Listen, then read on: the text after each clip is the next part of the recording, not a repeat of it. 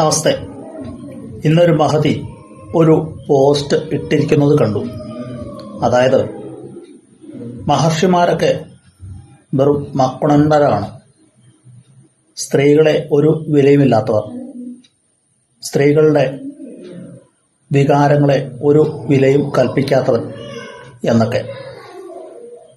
എന്നിട്ട് മാമനിമാരെയൊക്കെ കുറ്റം പറയുന്നതും കണ്ടു. സംഭവം ഇത്രയേ ഉള്ളൂ. അഹല്യയ്ക്ക് ശാപം കിട്ടിയ കാര്യമാണ് ആ മഹതി പോസ്റ്റ് ഇട്ടിരിക്കുന്നത്. അതിന് കാരണം ഗൗതമ മഹർഷിയാണെന്നാണ് ആ മഹതി എഴുതിയിരിക്കുന്നത്. ഗൗതമ മഹർഷിക്ക് കഴിവില്ലാത്തത് കൊണ്ടാണ് അഹല്യ ഇന്ദ്രനെ പ്രാപിച്ചത് എന്നാണ് എഴുതി വച്ചിരിക്കുന്നത്. സത്യത്തിൽ പ്രാപിക്കാൻ വന്നത് ഇന്ദ്രനാണ്. അത് വ്യക്തമായി അറിഞ്ഞുകൊണ്ട് തന്നെ അഹല്യ അതിന് മുതിരുന്നുണ്ടെങ്കിൽ അതിന് കാരണക്കാരൻ അല്ലെങ്കിൽ കാരണക്കാർ അഹല്യയും ഇന്ദ്രനും തന്നെയാണ്. അവിടെ ഗൗതമ മഹർഷി എന്തു പിഴച്ചു? അദ്ദേഹം അത് കണ്ടുകൊണ്ടുവന്ന് രണ്ടുപേരെയും ശപിക്കുകയാണ് ചെയ്തത്. പിന്നീട് ശാപമോക്ഷം കിട്ടിയപ്പോൾ എല്ലാ ഇഷ്ടത്തോടെയും കൂടി അദ്ദേഹം അവളെ സ്വീകരിക്കുകയും ചെയ്തു. ഇവിടെ ഗൗതമ മഹർഷിക്ക് എന്തു തെറ്റാണ് ചെയ്തത്? എന്ത് തെറ്റാണ് അദ്ദേഹത്തിൽ കാരണം ആയി പറയാനുള്ളത്?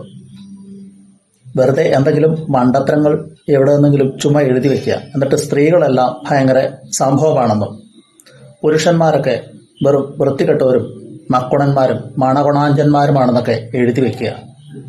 കൊള്ളാം, മനോഹരം. ഇത്രയും വൃത്തികെട്ട തരംതാണ രീതിയിൽ ചിന്തിക്കുന്ന, പുരുഷന്മാരെ ഇത്ര അടിച്ചമർത്തി സംസാരിക്കുന്ന, വെറും വൃത്തികെട്ടന്മാരെന്ന് കരുതുന്ന ഇത്രയും നീച സ്ത്രീകളും ഭൂമിയിലുണ്ടെന്ന് ഞാൻ അവരുടെ പോസ്റ്റിലൂടെ മനസ്സിലാക്കി.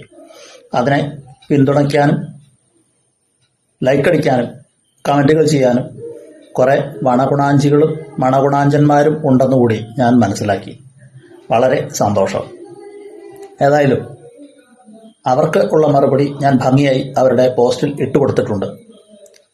ആ മാമുനി ഒരു ഊർവരത പറ്റിയ ഒരു ഉഷ്ണഭൂമിയിൽ വിത്ത് വിതയ്ക്കാൻ അറിയാത്ത മണഗുണാഞ്ചനായിരുന്നെങ്കിൽ ശതാനന്ദൻ എന്ന വലിയ ഒരു മകൻ, വളരെ അറിവുള്ള, ഒരുപാട് കഴിവുകളുള്ള ഒരു മകൻ അവർക്ക് പിറക്കില്ലായിരുന്നു.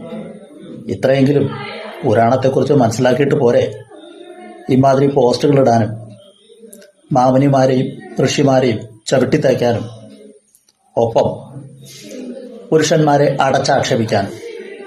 എവിടെ നിന്നോ ഗൂഗിളിൽ നിന്ന് സെർച്ച് ചെയ്ത് ചിലത് വായിച്ചു, എന്നിട്ട് അത് ഭയങ്കര സംഭവമാണെന്ന് എഴുതിയിടുന്നു. അറിവല്ല എഴുതിയിടുന്നത്, പുരുഷനെ അടച്ചാക്ഷേപിക്കാനാണ് അവർക്ക് വ്യഗ്രത. അപ്പോൾ സ്ത്രീ എന്ത് കുറ്റം ചെയ്താലും അതൊക്കെ വളരെ ഗംഭീരമാണ്. അവർ എന്ത് തെറ്റ് ചെയ്താലും അത്യുദാത്തമെന്ന് ലോകം വാഴ്ത്തണം. പുരുഷന്മാർ എന്ത് നല്ലത് ചെയ്താലും അവൻ വെറും അധോഗമനൻ. വളരെ മനോഹരമായിട്ടുണ്ട്. ഇത് അവർക്കും പുരാണങ്ങളെയും